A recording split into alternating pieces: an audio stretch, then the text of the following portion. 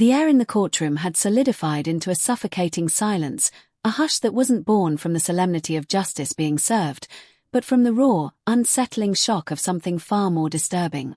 Judge Meredith Langston, her black robe a stark symbol of the impartiality she so brazenly disregarded, leaned forward. Her voice, sharp and chilling, sliced through the stillness like cold steel, each word a calculated cut. "You people always find yourselves here, don't you? Standing before real Americans, expecting mercy." The room itself seemed to flinch. Some spectators recoiled, others froze in their seats, a collective intake of breath audible in the sudden void. Yet, one man remained utterly motionless, a still point in the swirling unease. He stood steady, his eyes locked forward, not with a volatile anger that might have been expected, but with something far quieter, far heavier, a profound, almost ancient stillness that spoke of countless battles fought within. It was the weight of generations, of unspoken histories, etched into his unwavering gaze as the judge's venomous words hung in the air, thick and acrid. Unbeknownst to the flinching spectators and the sneering judge in that tense courtroom, the scales of power were poised for a dramatic shift, precisely 7 minutes from that very moment. The unmoving man, radiating an almost preternatural calm, was Elijah Brooks, a name that carried the weight of quiet resilience. At 41, he was a former Marine, his discipline now channeled into the intricate battlegrounds of civil rights law.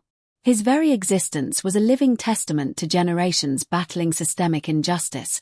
He was the son of a woman whose hands knew the intimate feel of courthouse floors she cleaned, and the grandson of a man who had been denied the most fundamental right to vote until he was 72.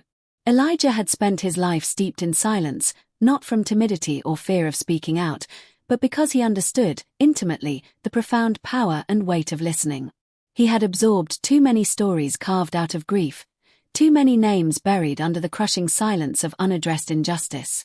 Years ago, he himself had sat in a courtroom, not as an advocate, but as a defendant, falsely accused, barely 18.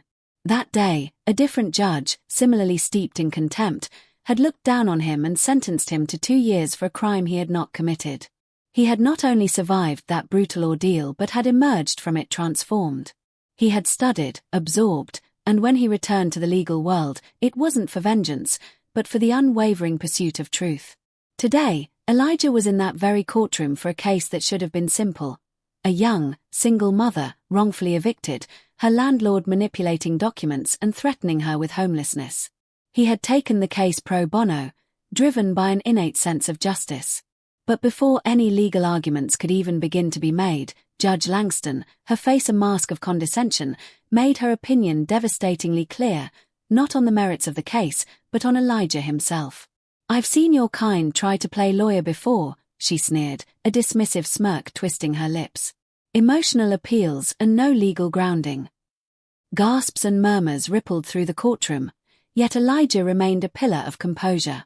He simply turned to the young mother beside him, his gaze soft, and gently placed a reassuring hand on the table. His profound calm, an unwavering counterpoint to her escalating fury, was clearly infuriating to the judge. "And wipe that smug expression off your face," Langston barked, her voice sharp with a venomous impatience. "You're not impressing anyone here, Mr. Brooks." Each word was designed to diminish, to humiliate, yet Elijah's internal fortitude remained impenetrable, his quiet dignity a shield against her racist barbs. Just as Judge Langston's contempt reached its boiling point, an almost imperceptible shift occurred in the courtroom's periphery, a subtle disruption in the tightly controlled environment. A bailiff, a figure of silent efficiency, entered quietly through a side door, followed by another. Then, 2 men in plain suits, their presence understated yet commanding, emerged and positioned themselves at the back of the room. They didn't sit, they simply stood, their gazes fixed, observing. Judge Langston, perhaps sensing the subtle change in the room's dynamic, noticed them. Her voice, moments before so sharp and unwavering, faltered, a flicker of uncertainty crossing her imperious face. Elijah, a quiet master of timing, glanced at his watch, 2 minutes left. The courtroom's established rhythm had been irrevocably broken, replaced by a new, unspoken tension, thick with an anticipation that hummed just beneath the surface of official decorum. Judge Langston, regaining a semblance of her composure, cleared her throat and forced a scoff, her defiance a thin veneer overgrowing her knees. "Unless you plan to actually argue law, Mr. Brooks, I suggest you take your little show somewhere else." As the words left her lips, the two men at the back stepped forward with deliberate precision. A U.S. Marshal badge glinted under the harsh fluorescent lights, a stark symbol of federal authority.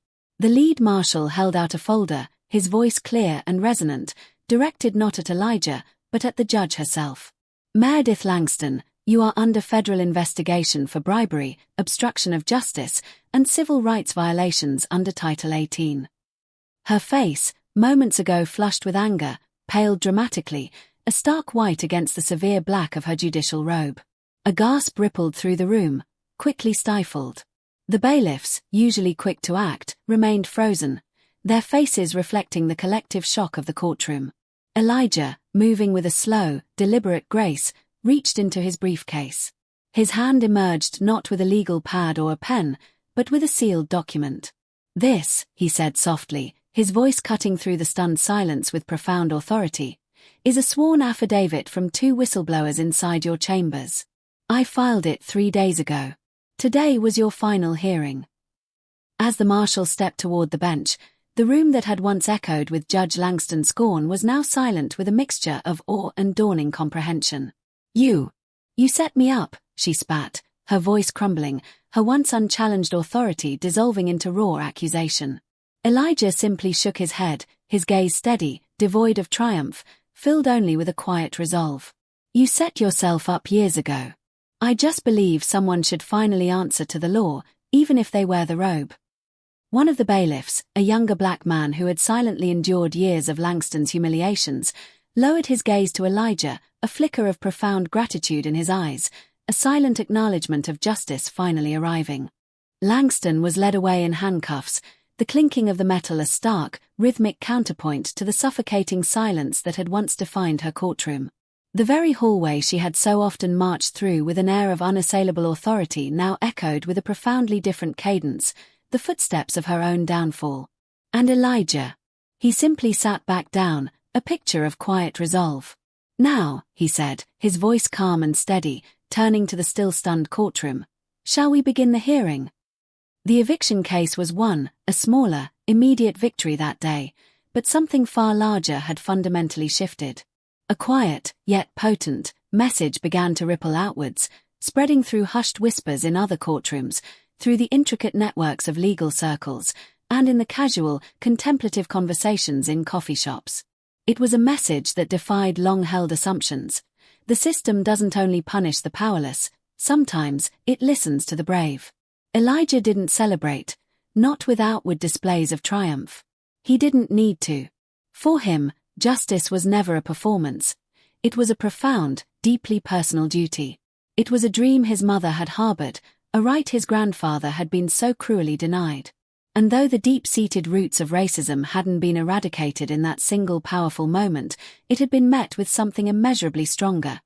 Courage wrapped in silence, truth delivered with unwavering patience, and justice finally walking on its own 2 feet, unapologetic and resolute. The indelible image of a disgraced judge being led away, orchestrated by the quiet determination of a man who refused to be broken, became a potent symbol of hope, a reminder that even in the face of ingrained prejudice, the arc of the moral universe can indeed bend towards justice.